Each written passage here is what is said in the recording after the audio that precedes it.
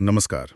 तो आज हम देख रहे हैं वैदिक फिजिक्स चैनल का एक नजरिया। उन्होंने ऋग्वेद के पहले मंत्र पर बात की है। जी हाँ, उसके आध्यात्मिक अर्थ को खोलने की कोशिश की है, मतलब ये समझने की कि परमात्मा को क्यों खोजें और वो है क्या असल में। हाँ, मतलब क्यों और कैसे जाने परमात्मा को, उसकी प्रकृति क्या है ना? बिल्कुल। और ये नजरिया इस पर भी जोर देता है कि सृष्टि में, इस पूरी रचना में परमात्मा की भूमिका क्या है, और फिर ये सवाल भी कि भाई इस ज्ञान का हमारे लिए क्या मतलब है। सही बात है। तो चलिए इसी में थोड़ा गहराई में उतरते हैं, देखते हैं कि ये स्रोत परमात्मा की अवधारणा को कैसे समझाता है, सृष्टि में उसका क्या स्थान बताता है, और आज के समय में ये प्राचीन विचार कितने प्रासंगिक हैं। हाँ, शुरू करते हैं। शुरुआत में ही परमात्मा को अग्नि कहा गया है। ये शब्द अपने आप में काफी शक्तिशाली है। हाँ है तो। और दिलचस्प बात यह है कि यहाँ अग्नि का मतलब सिर्फ वो जलने वाली आग नहीं है। अच्छा, तो फिर क्या है? यहाँ मतलब है वो चेतना, वो शक्ति जो आगे ले जाती है, जो नेतृत्व करती है। जैसे जैसे शरीर को जीवात्मा चलाती है, वैसे ही परमात्मा पूरी सृष्टि को गति दे रहा है, चला रहा है। तो इसीलिए वो अग्नि है, मतलब हर चीज का स्रोत, सबको रोशनी देने वाला, सब में क्या कहते हैं, ऊर्जा भरने वाला। समझ गया। अच्छा, अग्नि के बाद फिर पुरोहित शब्द का इस्तेमाल हुआ है। अब पुरोहित से तो आमतौर पर हमें पंडित या कर्मकांड याद आते हैं। हाँ, सही कहा। लेकिन यहाँ व्याख्या काफी अलग और गहरी है। कैसे? वीडियो में पुरोहित को तोड़ा गया है, पुरा और हित। पुरोहित। हाँ, पूरा मतलब सामने या आगे, और हित मतलब कल्याण, भलाई। तो पुरोहित वो हुआ जो हमेशा हमारे हित के लिए, हमारी भलाई के लिए सामने है, उपस्थित है। ओह, तो ये किसी व्यक्ति विशेष की बात नहीं है। नहीं, बिल्कुल नहीं। ये उस परम सत्ता की बात है जो हर कण में है, अणु से भी छोटी, महान से भी महान, और जो लगातार हमारा कल्याण चाहती है।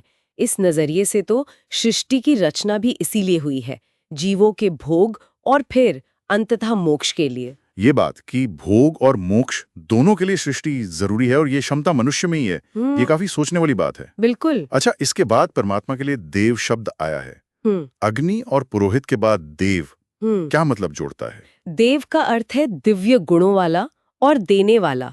तो ये उस विचार को और पक्का करता है कि सब कुछ, सारा प्रकाश, सारा बल, दुनिया के सारे पदार्थ, सब उसी एक परम स्रोत से आ रहे हैं। देने वाला। हाँ, देने वाला। मतलब इस व्याख्या के हिसाब से जो कुछ भी हम अपना समझते हैं, चाहे वो धन दौलत हो या हमारे अंदर कोई गुण हो, वो भी असल में उसी की देन है। इसीलिए उसे रत्न धातमम भी कहा गया है, यानी रत्नों को धारण करने वालों में सर्वश्रेष्ठ। क्योंकि आखिर में देखा जाए तो सारे रत्न, सारे पदार्थ उसी के तो हैं। अगर सब कुछ उसी का है, तब तो ये समझ हमारे अहंकार पर, हमारे ईगो पर सीधा असर डालती होगी। बिल्कुल, डालनी ही चाहिए।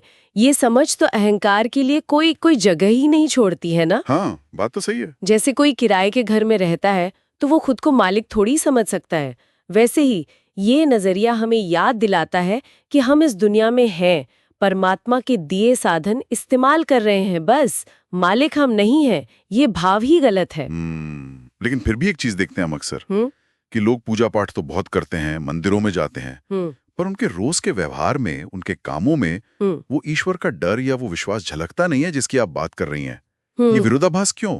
इस पर वीडियो में कुछ कहा गया है? हाँ, ये एक बहुत जरूरी सवाल उठाया गया है वीडियो में, कि अगर ईश्वर हर जगह है, हर कर्म देख रहा है, तो फिर लोग गलत काम, अधर्म कैसे कर पाते हैं? हाँ, यही सवाल है। तो इसका एक संभावित कारण ये बताया गया है कि शायद ऐसे लोगों का विश्वास बस ऊपरी होता है, सतही, गहरा नहीं होता। मतलब वो मानते तो हैं कि ईश्वर है, पर जीते ऐसे जैसे वो देख ही नहीं रहा। हाँ। पूजा करना बस एक रस्म बन गया है, जीवन का जीने के तरीके का हिस्सा नहीं। तो फिर सच्चा विश्वास कैसे आएगा? मतलब गहरा ज्ञान, क्या रास्ता है इसका? कोई तरीका बताया है? रास्ता सीधा सा बताया है और तार्किक भी। वो ये कि ईश्वर को जानने से पहले उसकी रचना को जानना होगा। रचना को मतलब सृष्टि को? हाँ। जैसे हम कोई अच्छी इमारत देखते हैं तो उसके बनाने वाले की तारीफ करते हैं, उसकी कुशलता समझते हैं, है ना? वैसे इस ब्रह्मांड को देखो, प्रकृति को देखो, अपने शरीर की बनावट देखो, कितनी जटिल है, कितनी व्यवस्थित है। इस सब को समझकर ही हम उस परमात्मा को जान सकते हैं, उसकी शक्ति का अंदाजा लगा सकते हैं।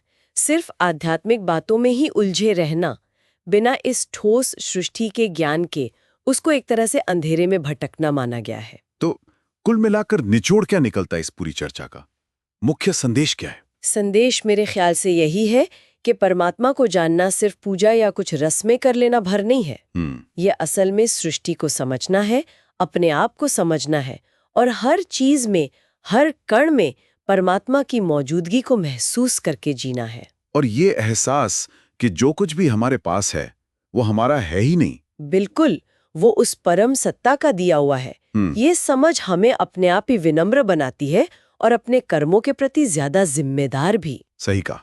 और ये हमें एक बहुत गहरे सवाल पर लाकर छोड़ देता है सोचने के लिए। क्या? कि अगर हम सचमुच ये मान लें, दिल से मान लें कि एक सर्वज्ञ शक्ति है जो हर पल हमारे हर अच्छे बुरे काम को देख रही है और ये भी कि सब कुछ उसी का दिया हुआ है, हमारा अपना कुछ नहीं, तो ये एहसास हमारे रोजमर्रा के छोटे बड़े फैसलों को, हमारे व्यवहार को किस हद तक बदल सकता है, इस पर सोचा जा सकता है। हाँ बिल्कुल, ये एक विचारणीय प्रश्न है।